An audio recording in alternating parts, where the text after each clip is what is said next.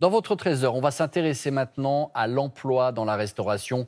C'est un secteur très dynamique. Dans un instant, nous verrons avec Justine Veil que les professionnels ont pourtant du mal à recruter. Aujourd'hui, la cuisine suscite de plus en plus de vocations. Étudiants ou reconversion, les postulants sont nombreux. Reportage dans les écoles de deux chefs de renom, Caroline Sins, Sarah Lerche et Pierre Grandouillet. Alain Ducasse, Thierry Marx, deux grands chefs étoilés, défenseurs de la gastronomie française.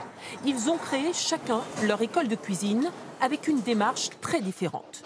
D'un côté, l'une des trois écoles d'Alain Ducasse, cours de pâtisserie en banlieue parisienne. You put the eggs inside the bowl and you mix with spatule.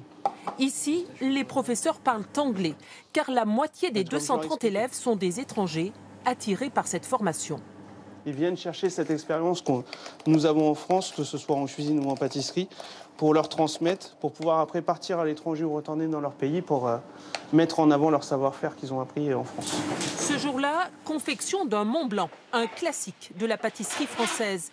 Dimitri Kuznetsov vient de Russie pour passer ce bachelor en 3 ans, l'équivalent d'une licence. Et il y a un cul de poule propre, d'accord ? Essayez de travailler toujours proprement.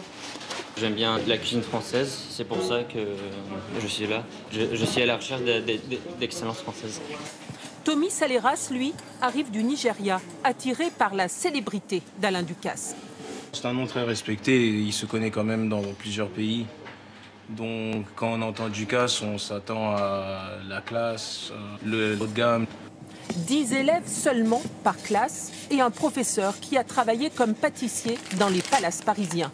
Une expérience précieuse. Après, avec la spatule, on va venir recouvrir de crème chantilly. It's okay for you? And you start? Une école haut de gamme et un prix digne des écoles de commerce. Une année d'études coûte 12 000 €. Avec beaucoup de pratique, mais pas seulement. Un tout petit peu. Encore, encore. Non, rentrez la douille. Juste pour grossir la base. Voilà.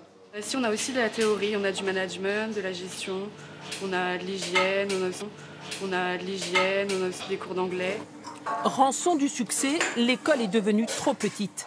Alors un nouveau bâtiment de 5000 m² est en construction près de Paris. À la rentrée prochaine, cette nouvelle école accueillera 400 élèves. Et le groupe s'étend aussi à l'étranger. On a une école aux Philippines, une école au Brésil et on va ouvrir une nouvelle école également à Dubaï. Changement de décor et d'état d'esprit. Au milieu de ce quartier défavorisé près de Lille, Thierry Marx a ouvert sa 9e école. Objectif, former des chômeurs au métier de commis de cuisine. Tu ne te précipites pas, attention, ça coupe, c'est tranchant, tu vois, et tu récupères juste en dessous, Et tu poses ici proprement. 2 mois de formation seulement. Dominique Ouliez était gardien d'immeuble. Il entame une nouvelle vie. Je vais avoir 61 ans, donc, et pour moi, et à notre âge, c'est assez difficile pour se reconvertir et apprendre. Ça nous donne une deuxième chance, disons. La formation est gratuite. Pour les élèves, financée en grande partie par les pouvoirs publics. Alors les candidats sont nombreux. On les recrute sur la motivation, parce qu'effectivement, on attend beaucoup d'eux. C'est un investissement total. Quand je tape dans la chambre à air, ça s'enfonce un peu plus. Un seul chef comme professeur. Au menu, les bons gestes techniques et une centaine de recettes traditionnelles. C'est bon pour tout le monde ? Allez, action. Des élèves très motivés. La majorité n'a aucun diplôme, aucune qualification. Tu vois, là, t'as un peu trop d'air, là. Alors, quand ça arrive, ça, c'est pas grave. Tu viens comme ceci et t'appuies. À 36 ans, avec 3 enfants, ça serait impossible de repartir sur les bancs de l'école pendant 2 ans. Oui. Ça, c'est une chance pour moi. Il y a 2 ans de ça, je travaillais dans les usines. Le matin, on se levait, on était fatigués. Là, c'est la bonne fatigue, bien sûr, on est fatigué, oui, mais c'est la bonne fatigue. On sait que dans 2 mois ou 3 mois, on a quelque chose en main. Après cette formation et 3 semaines de stage, les élèves décrochent un diplôme équivalent à un CAP. D'après l'école, 90% d'entre eux retrouvent très vite un emploi. Là, vous allez voir comment on peut optimiser. Voilà un exemple de l'appétence des Français pour la cuisine. Bonjour Justine Veil. Bonjour. Alors les écoles privées, on vient de les voir, se développent car le secteur manque de main-d'œuvre. Et oui, selon la dernière étude de Pôle emploi, les besoins s'élèveraient à 286 000 postes et la moitié sont jugés très difficiles à pourvoir. Selon les professionnels, il y a urgence car les conséquences de ce manque de main-d'œuvre sont dramatiques pour certains établissements. Ils sont forcés de réduire le nombre de clients qu'ils accueillent, de supprimer des services, voire carrément de fermer parfois toute une journée. Alors justement,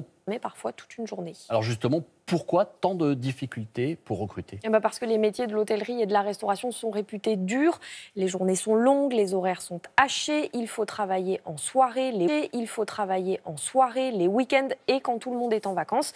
Et puis les salaires ne sont pas très élevés, autour du SMIC en début de carrière pour des semaines qui dépassent bien souvent les 35 heures. Résultat, selon un syndicat, 3 ans après la fin de leur formation, la moitié des nouveaux diplômés quittent la restauration traditionnelle pour les cuisines collectives ou pour aller travailler à l'étranger, par exemple. Alors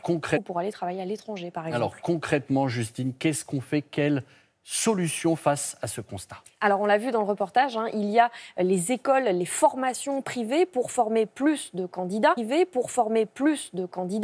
Certains professionnels plaident aussi pour une part de rémunération qui serait indexée sur le chiffre d'affaires du restaurant, plus motivant selon eux. Et puis on peut aussi citer cette application qui a vu le jour en tout début d'année en Nouvelle-Aquitaine. Elle s'inspire largement d'une appli spécialisée dans les rencontres amoureuses. Restaurateurs et candidats se choisissent ou se rejettent mutuellement en quelques secondes. Alors efficace, on ne sait pas encore. En tout cas, c'est sûr, c'est une manière ludique de chercher un emploi.